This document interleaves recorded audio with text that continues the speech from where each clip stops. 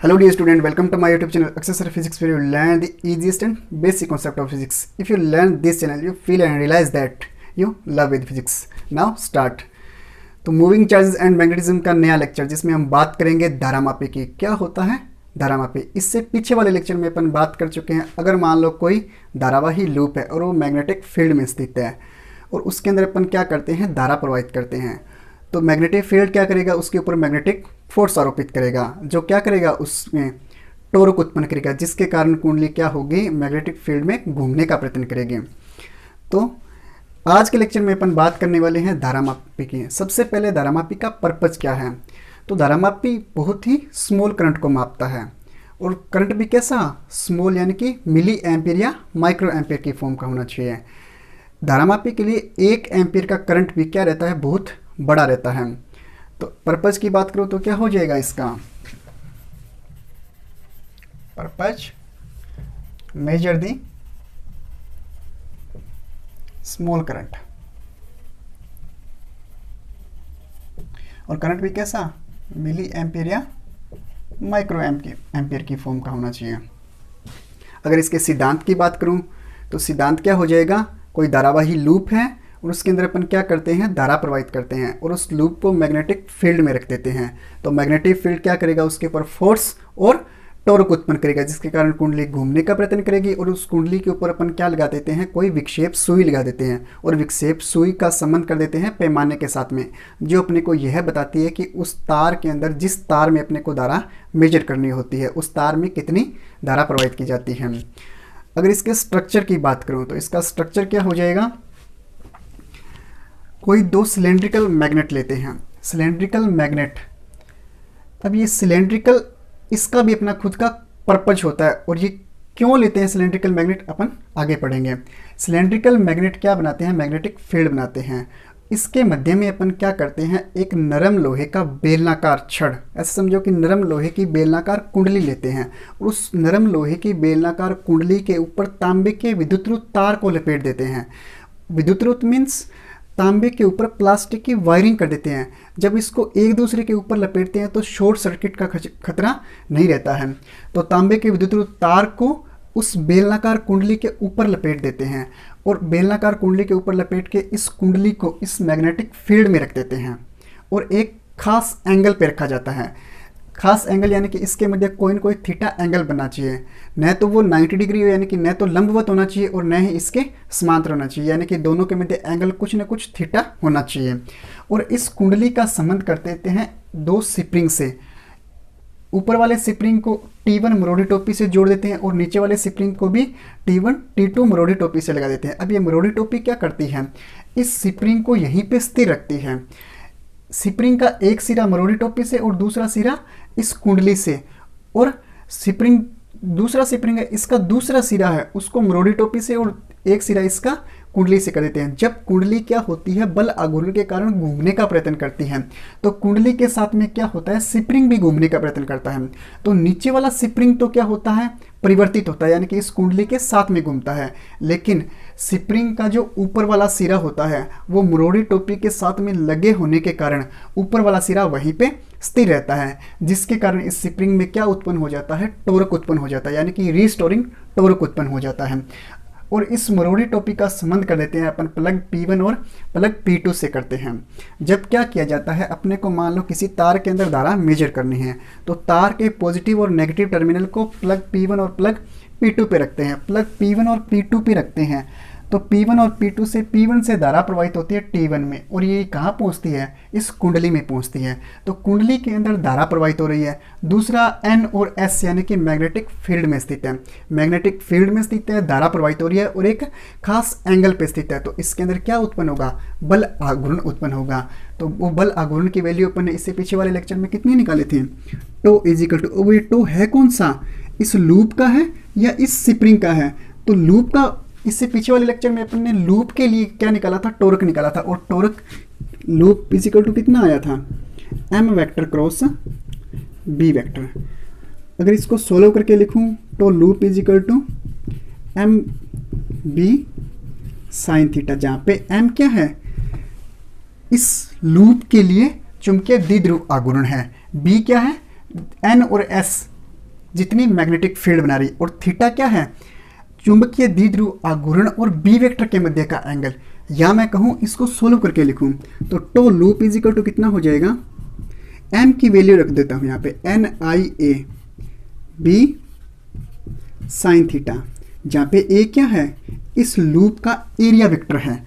तो यहाँ से अगर इसको दे देते हैं समीकरण नंबर 1, इसको सोल्व करके लिखूँ तो tau loop is equal to क्या हो जाएगा, NIA vector cross B vector, यानी कि ये जो थीटा होता है ये क्या होता है, लूप के एरिया वेक्टर और बी वेक्टर के मध्य बनने वाला एंगल है। अगर टो की वैल्यू, तो ये क्या आ जाएगी, टो की रियल वैल्यू आ जाएगी। स्टूडेंट, अगर मैं एक आदर्श धारामापी की बात करूं तो आदर्श धारामापी क्या होता है, आपने जितनी धारा प्रवाहित की कुंडली में, तो जितनी धारा कुंडली में प्रवाहित करोगे तो मैग्नेटिक फील्ड क्या करेगा, उतना ही ज़्यादा बल लगाएगा, और जितना ज़्यादा बल होगा उतना ही ज़्यादा क्या होगा, बल आघूर्ण होगा, उसके घूमने की क्षमता भी क्या होगी, अधिक होगी।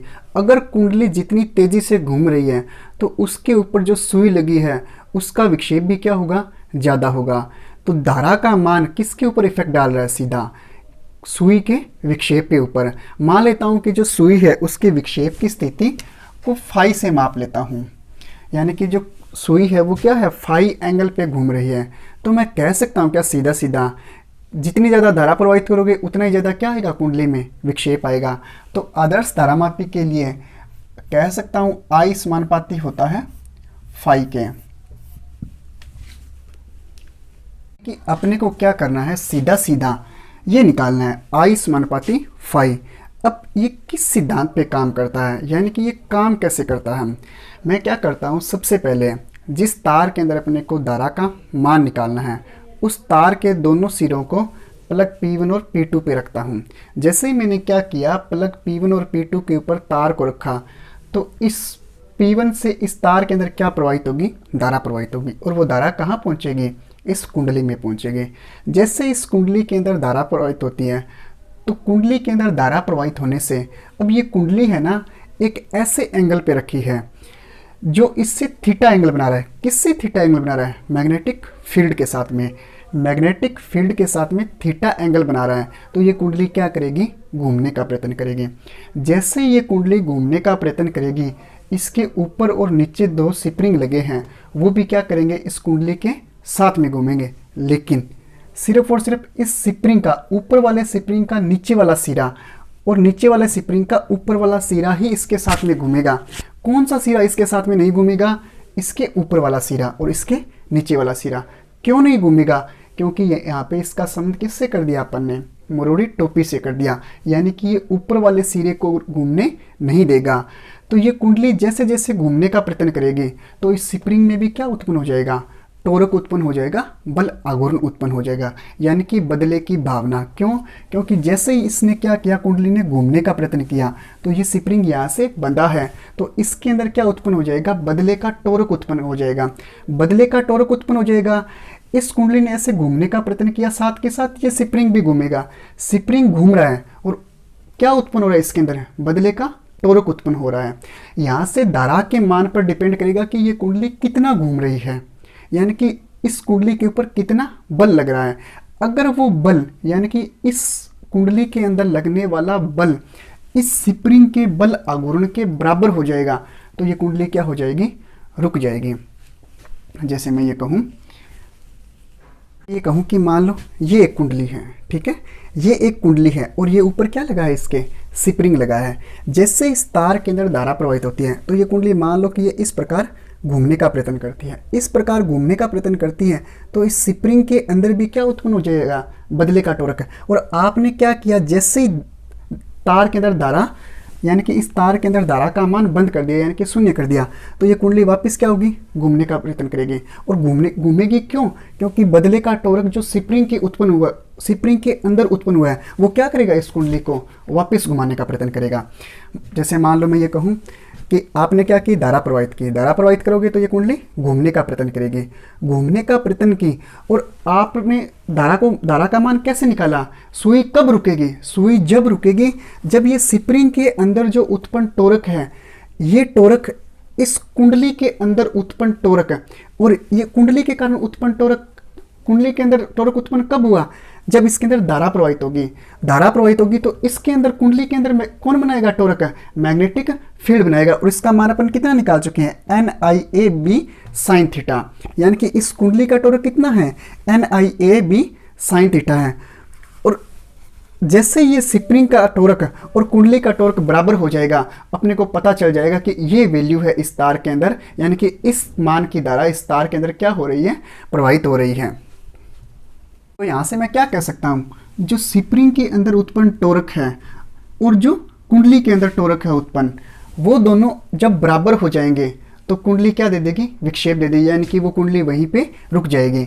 आपने क्या किया, प्लग P1 और P2 पे तार को रखा। प्लग P1 और P2 पे तार को रखोगे तो कुंडली में धारा प्रवाहित होगी और कुंडली मैग्नेटिक फील्ड में स्थित है, तो कुंडली क्या करेगी, घूमने का प्रयत्न करेगी। घूमने का प्रयत्न करेगी तो इसके ऊपर जो लगी सुई है वो भी क्या करेगी, विक्षेप देगी। वो सुई क्या देगी, विक्षेप देगी। अब वो सुई रुकेगी कब, यानी कि विक्षेप तो दिया उसने, मान लो कि आपने धारा प्रवाहित की तो ये कुंडली ये लो मान लो कि विक्षेप दे रही है, तो विक्षेप दे रही है। आपने जैसे ही क्या किया, यहाँ से दोनों तारों को हटा लिया। तारों को हटाओगे तो अपने को क्या पता, कब पता चलेगा कि ये वापस वहीं पे आ गई जीरो पे। क्यों आएगी वापस जीरो पे, क्योंकि ये जो टॉर्क उत्पन्न हुआ स्प्रिंग के कारण, यानी कि जब कुंडली घूम रही है तो इसके साथ साथ में क्या घूम रहे हैं, स्प्रिंग भी घूम रहे हैं। आपने जैसे यहाँ से प्लग P1 और P2 से तार को हटाया तो इसके अंदर जो बल आघूर्ण है वो कितना हो जाएगा, शून्य हो जाएगा। तो प्रभावी कौन सा रहेगा, स्प्रिंग के अंदर जो बल आघूर्ण है वो प्रभावी हो जाएगा, और वो है कौन सा, बदले का टॉर्क, और वो क्या कर देगा, वापस कुंडली को जीरो पे लाके छोड़ देगा।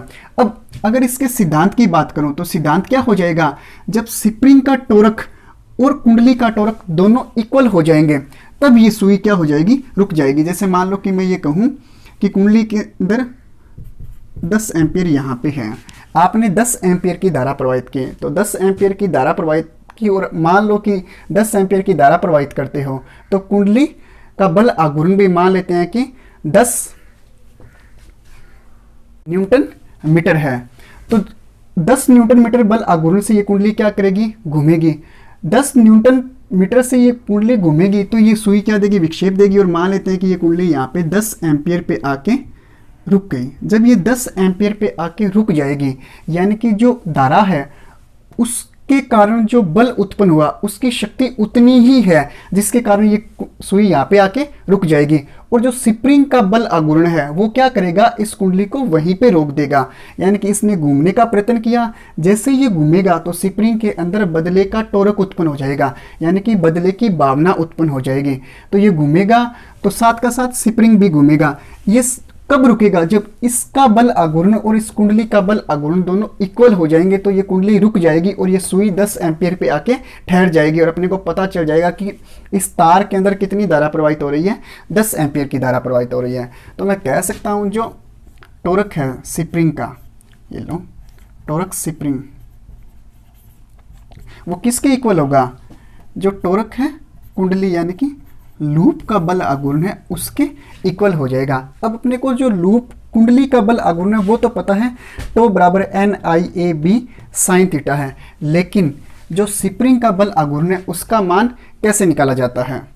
मैं मान लेता हूं कि कुंडली के अंदर 1 एम्पियर की धारा प्रवाहित हो रही है, सिर्फ माना गया है कुंडली के अंदर 1 एम्पियर की धारा प्रवाहित होती है। तो जो सुई है उसके अंदर मान लो कि 1 डिग्री का विक्षेप आता है। जब सुई के अंदर 1 डिग्री का विक्षेप आया, मीन्स क्या, इसका इस स्प्रिंग के अंदर कुछ ना कुछ तो बल आघूर्ण उत्पन्न हुआ ही होगा।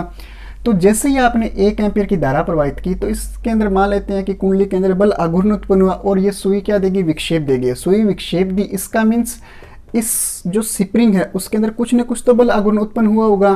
तो मान लेते हैं जो वो बल आघूर्ण उत्पन्न हुआ वो कितना है, मान लो C है।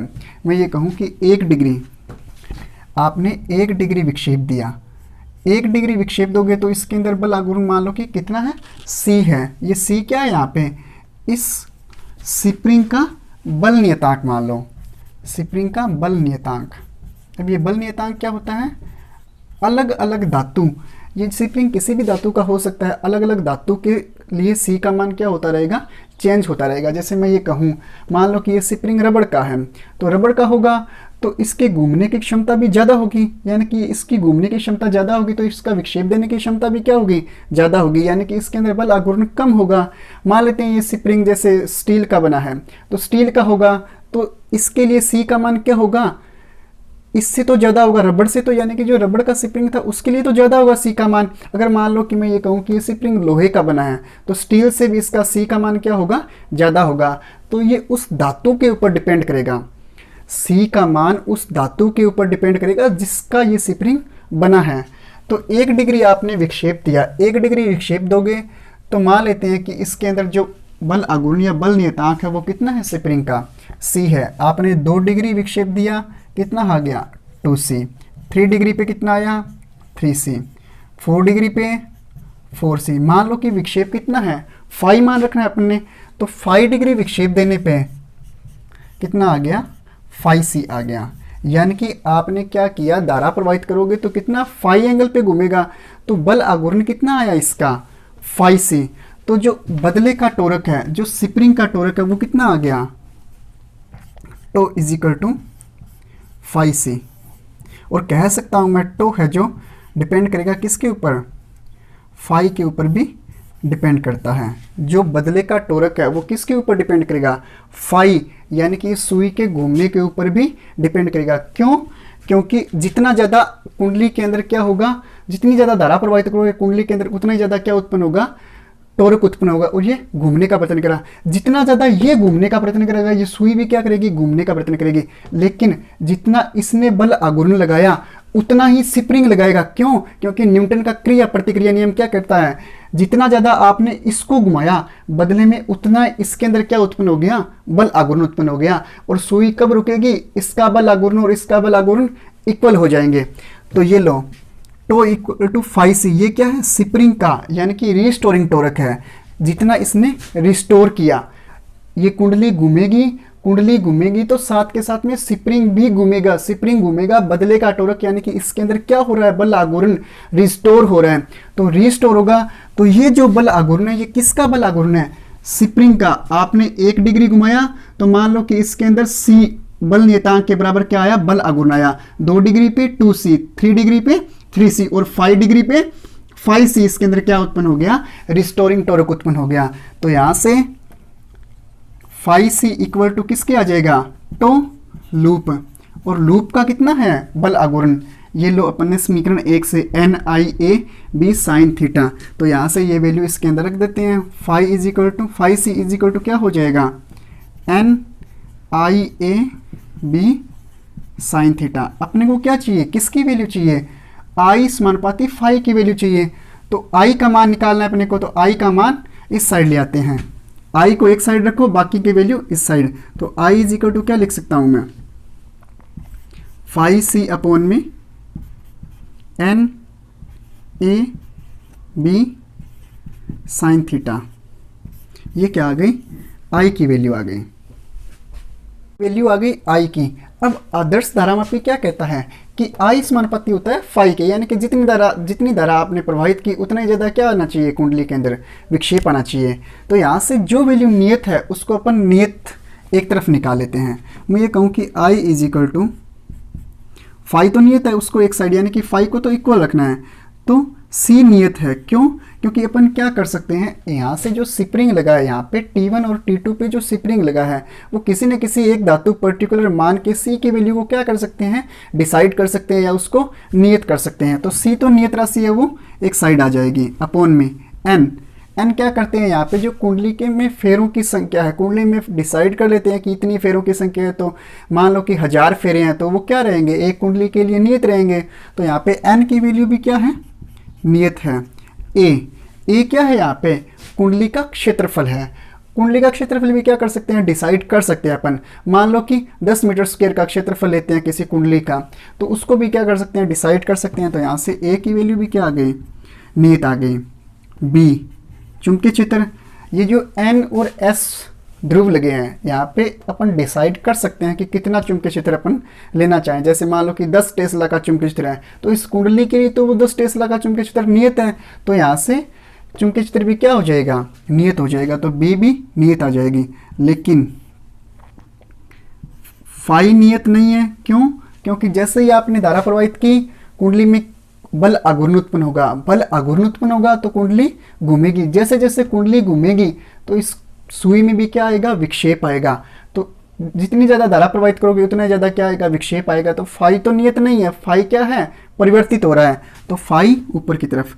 लेकिन साइन थीटा, अब इसका पंगा है साइन थीटा का। क्यों? क्योंकि साइन थीटा भी क्या नहीं है? नियत नहीं है। यहाँ से साइन थीटा है क्या? ए वेक्टर और बी वेक्टर के मध्य बनने वाला एंगल। अब ए वेक्टर क्या है? कुंडली का क्षेत्रफल, यानी कि एरिया वेक्टर। एरिया वेक्टर और चुंबकीय क्षेत्र के मध्य बनने वाला एंगल है। जैसे जैसे आपने कुंडली के अंदर धारा प्रवाहित की, धारा प्रवाहित करोगे तो इस जो कुंडली का एरिया वेक्टर है, एरिया वेक्टर और बी, चुंबकीय क्षेत्र बी ऐसे है और एरिया वेक्टर मान लो कि ऐसे है, तो जैसे जैसे कुंडली घूमेगी इसके एरिया वेक्टर का मान भी क्या होगा? चेंज होगा। एरिया वेक्टर का मान चेंज होगा।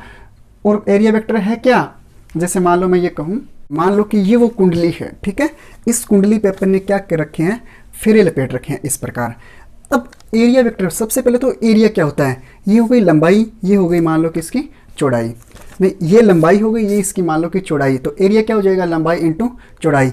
अब एरिया वेक्टर क्या करता है? इस क्षेत्रफल की डायरेक्शन को बताता है, यानी कि इसकी डायरेक्शन किस ओर है, और डायरेक्शन ली जाती है इसके लंबवत। जैसे मान लो मैं ये कहूँ कि ये एरिया है किसी वस्तु का, मान लो, ठीक है। तो एरिया वेक्टर होता है इसके लंबवत, यानी कि इसकी डायरेक्शन कैसे हो जाएगी? इसकी डायरेक्शन ऐसे हो जाएगी। अगर इसको देखूँ मैं तो इसकी डायरेक्शन ऐसे होगी, ठीक है। अगर इसको ऐसे कर देता हूँ तो इसकी डायरेक्शन क्या हो जाएगी? ये ऐसे हो जाएगी। मान लो कि मैं ये कहूँ कि ये 3D के अंदर ऐसे रखा है,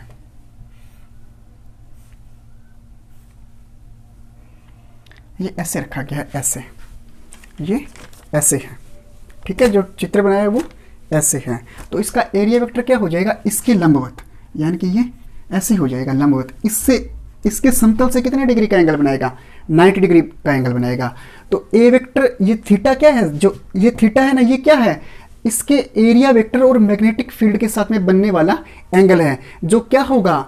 हर बार परिवर्तित होगा, क्योंकि कुंडली घूम रही है तो एरिया वेक्टर घूमेगा, और एरिया वेक्टर घूमेगा तो इसके साथ में मैग्नेटिक फील्ड के साथ में बनने वाला कोण भी क्या होगा? परिवर्तित होगा। तो इस साइन थीटा को हटाना है अपने को। तो इस साइन थीटा को हटाने के लिए क्या किया जाता है?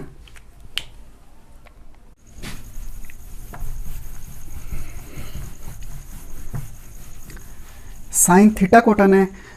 कैसे हटाएंगे थीटा को? अगर मान लो कि मैं ये कहूँ कि थीटा की वैल्यू कैसे ना कैसे 90 डिग्री आ जाए, तो साइन 90 की वैल्यू कितनी होती है? 1 होती है। साइन 90 की वैल्यू 1 हो जाएगी तो ये भी क्या बन जाएगा? नियत बन जाएगा। ये टोटल नियत तो आई समानुपाती किसके हो जाएगा? फाई के हो जाएगा। तो अपने को क्या करना है? साइन थीटा, यानी कि थीटा की वैल्यू 90 डिग्री करनी है।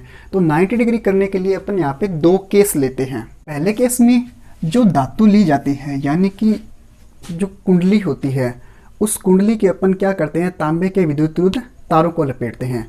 तो जो कुंडली होती है वो जिस धातु की होती है वो होता है नरम लोहा, यानी कि नरम लोहे की बनी होती है वो कुंडली। नरम लोहा क्या करता है? लोहे चुंबकीय पदार्थ है, यानी कि सबसे अच्छा लोहे चुंबकीय पदार्थ है। जितनी भी बल रेखाएं, यानी कि चुंबकीय बल रेखाएं आती है उसके पास में, तो नरम लोहा क्या करता है? उन सारी की सारी बल रेखाओं को अट्रैक्ट करता है, यानी कि अपने अंदर से सारी की सारी बल रेखाओं को गुजारता है। और दूसरा केस की बात करूं, जो मैग्नेट लिया जाता है, यानी कि जो मैग्नेट लिया जाता है उस कुंडली के दोनों तरफ, वो मैग्नेट होता है सिलेंड्रिकल, यानी कि सिलेंड्रिकल मैग्नेट।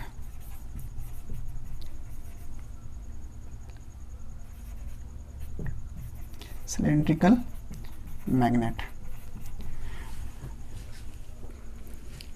अगर मान लो मैं उस कुंडली को ऊपर से देखता हूं, तो ऊपर से देखूंगा तो वो कुछ इस प्रकार दिखाई देगी। जो मैग्नेट लिया जाता है वो सिलेंड्रिकल होता है, यानी कि ये N ध्रुव हो गया और ये हो गया S ध्रुव। जब आप इस कुंडली को ऊपर से देखोगे तो ऊपर से देखने पे ये कुछ इस प्रकार दिखाई देगी, यानी कि ये गोलाकार रूप में ली जाती है। और ये क्या करेगा? मैग्नेटिक फील्ड बनाएगा। तो मैग्नेटिक फील्ड बनाएगा, सारी के सारी, नरम लोहा है, ये नरम लोहा है, तो सारी की सारी बल रेखाएं कहाँ से गुजरेगी? इसके अंदर से गुजरेगी।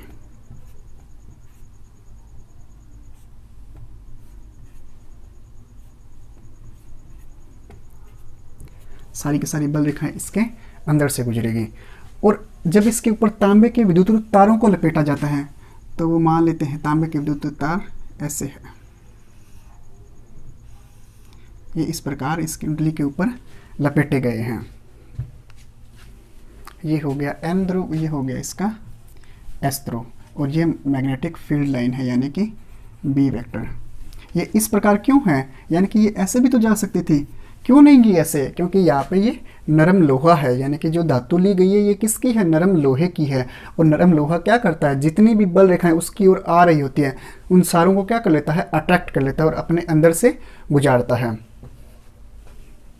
यहाँ पे नरम लोहा तथा सिलेंड्रिकल मैग्नेट लेने के दो बेनिफिट हो गए। पहला तो क्या, नरम लोहा आ जाने से कुंडली के अंदर नरम लोहा आ जाने के कारण इस कुंडली में क्या बढ़ गया? मैग्नेटिक फील्ड का मान बढ़ गया।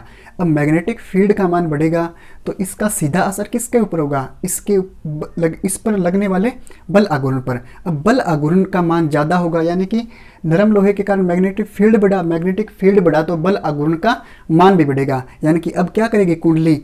ज़्यादा बल आघूर्ण से घूमेगी, पहला। दूसरा, जो मैग्नेट लिया जाता है वो कैसा होता है? सिलेंड्रिकल मैग्नेट होता है, यानी कि ये इस प्रकार रखा होता है। और तीसरा क्या करते हैं, अपन जो कुंडली लेते हैं, यानी कि कुंडली किसकी होती है? नरम लोहे की। उसकी आकृति कैसे लेते हैं? बेलनाकार लेते हैं। बेलनाकार आकृति के आने के कारण जितनी भी N ध्रुव से मैग्नेट, यानी कि N ध्रुव और N ध्रुव से जितनी भी बल रेखाएं निकलेगी, चुंबकीय बल रेखाएं, वो सारी की सारी किससे होके जाएगी? नरम लोहे से होके जाएगी, यानी कि कोई भी बल रेखा ऐसे बाहर से क्रॉस नहीं होगी, सारी की सारी बल रेखाएं इस कुंडली के अंदर से होके चली जाएगी। अब ये इतना सारा काम किसके लिए किया है अपन ने? सिर्फ और सिर्फ इस थीटा को हटाने के लिए। और थीटा है क्या? इस कुंडली के लूप का एरिया वेक्टर और मैग्नेटिक फील्ड के मध्य बनने वाला एंगल। इतना काम सिर्फ और सिर्फ किस लिए किया अपन ने? इस थीटा की वैल्यू 90 डिग्री करने के लिए। अब क्या इस थीटा की वैल्यू 90 डिग्री आई है? देखते हैं। मैं ये कहूँ कि ये वो कुंडली है, ये सिर्फ और सिर्फ नरम लोहे की कुंडली है। आपने क्या किया, और ये बेलनाकार है, ये बेलनाकार हो गई। आपने क्या किया, तांबे के तार लिए उसको ऐसे लपेट दिए फेरे, यानी कि तांबे के तार के फेरों को इस प्रकार लपेटा गया है। जब आपने इस प्रकार लपेटा तो इसके एरिया वेक्टर कैसे हो गया? ऐसे हो गया। अगर मैं ऐसे कहूँ तो अगर आपने ऐसे लपेटा, यानी कि इसके चारों ओर लपेट दिया, तो अब इसका एरिया वेक्टर कैसे हो गया? ऐसे बाहर की ओर आ गया। अगर मैं ये कहूँ कि ये वो बेलनाकार कुंडली है और आपने इसके चारों ओर क्या लपेट दिए? तांबे के तार लपेट दिए, तो इसका एरिया वेक्टर क्या आ गया कुंडली का? ये लो, ऊपर की ओर होगा।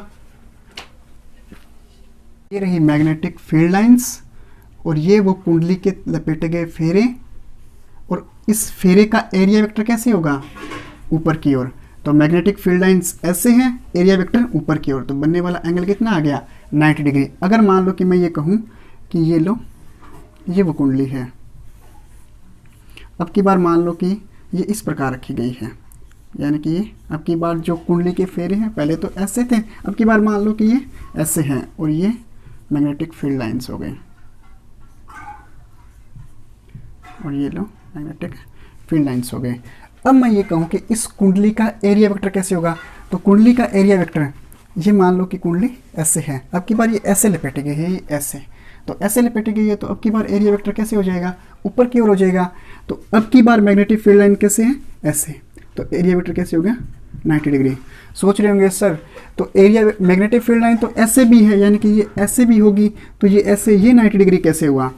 तो जो तार होते हैं वो मैग्नेटिक फील्ड में होने चाहिए, यानी कि आपने तार के, मान लो कि ये 3, ऐसे समझो कि फेरों की संख्या कितनी है? n है, n का मान आपने ले लिया, मान लो कि 3 ही है, तो ये जो फेरे लपेटे गए हैं और मैग्नेटिक फील्ड, यानी कि तांबे के जो विद्युत रूप तार है ना, वो किस में होने चाहिए? मैग्नेटिक फील्ड में होने चाहिए। तार अगर मैग्नेटिक फील्ड में होंगे और उसके अंदर धारा प्रवाहित होगी तो क्या लगेगा? बल लगेगा, और वो कुंडली के अंदर बल आघूर्ण उत्पन्न होगा जिसके कारण वो घूमेगी।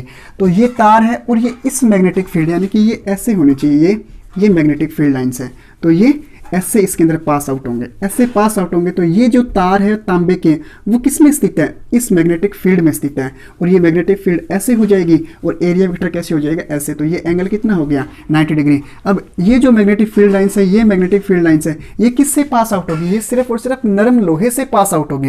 यानी कि नरम लोहे से पास आउट होकर कहाँ पहुँचेगी, एन से निकलेगी और एस ध्रुव में प्रवेश कर जाएगी। और ये मैग्नेटिक फील्ड लाइन्स ये ऐसे गुजरेगी और इसके अंदर कौन स्थित है, तांबे के तार। और उसमें क्या प्रवाहित हो रही है, धारा प्रवाहित हो रही है, जिसके कारण इसके अंदर क्या उत्पन्न होगा, बल उत्पन्न होगा और इसके कारण बल आघूर्ण उत्पन्न होगा और ये कुंडली घूमने का प्रयत्न करेगी। की और बात करूं तो मान लो कि ये अब की बात ऐसे रखा है, ये कुंडली हो गई। इसको ऊपर से देखो, जब ऊपर से देखोगे तो ये वर्तीय रूप में दिखाई देगी। अब की बार मान लो कि ये तांबे के जो तार है वो ऐसे है, तांबे के तार ऐसे हो गए, तो ये मैग्नेटिक फील्ड लाइन ये लो और ये मैग्नेटिक फील्ड लाइन ऐसे हो जाएगी। तो अब की बार इसका एरिया वेक्टर कैसे हो जाएगा, एकदम इसके लंबवत हो जाएगा। क्यों, क्योंकि ऐसे तांबे के तार लपेटे हैं और जिस आकृति में होते हैं उसके लंबवत क्या होता है, एरिया वेक्टर होता है। तो ये एरिया वेक्टर ऐसे हो जाएगा। ये मैग्नेटिक फील्ड लाइंस, ये मैग्नेटिक फील्ड लाइंस के साथ में कितने डिग्री का एंगल बना रहा है, 90 डिग्री का।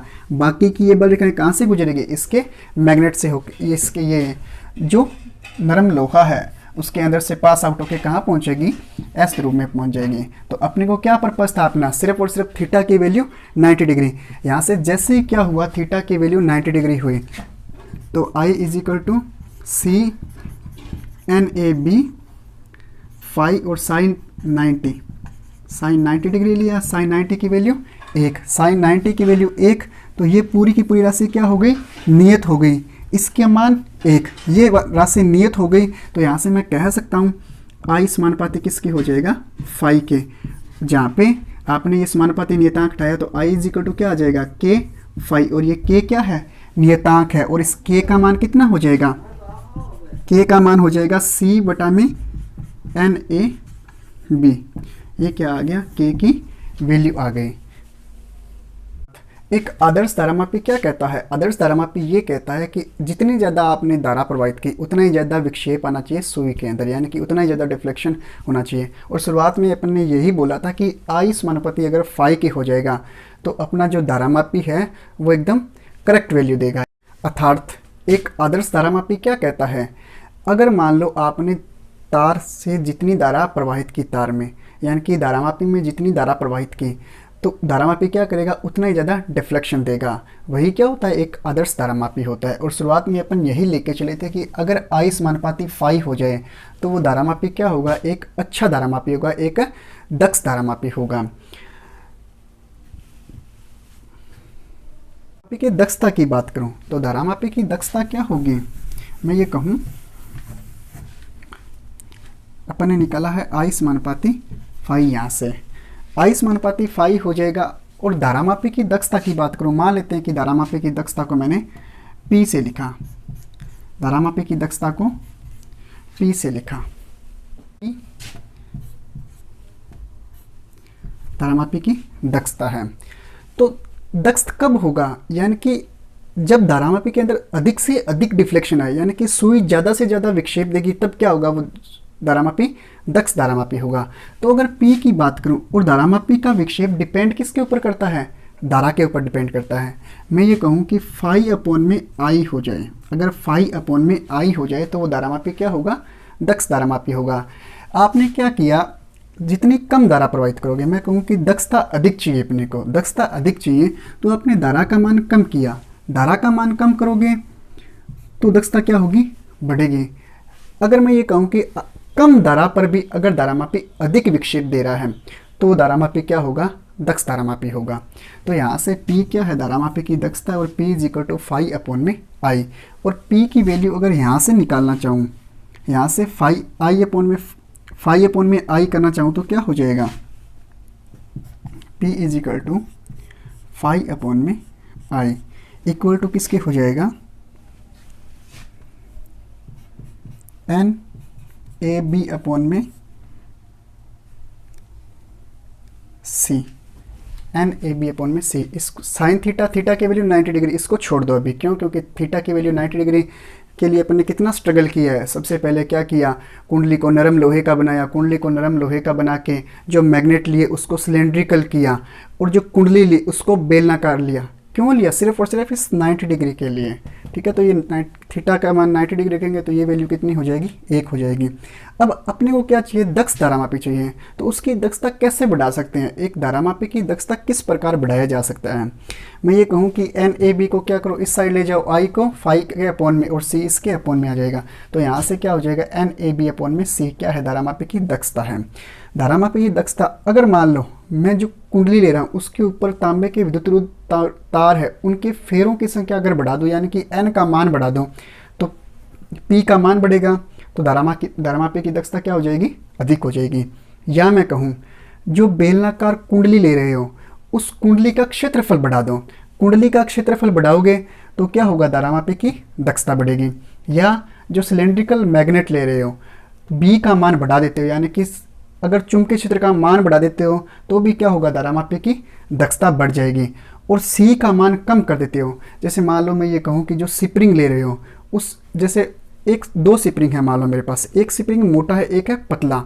एक तो मान लो जैसे ऐसे समझो, जो 5 रुपए के पेन में आता है वो स्प्रिंग मान लो कि ये है, और जो इधर वाला स्प्रिंग है इससे बड़ा है, तो C का मान किसका कम होगा, इस वाले स्प्रिंग का C का मान कम होगा। क्यों, क्योंकि इसके बल आघूर्ण का मान कम होगा, इसके बल आघूर्ण का मान क्या होगा, ज़्यादा होगा।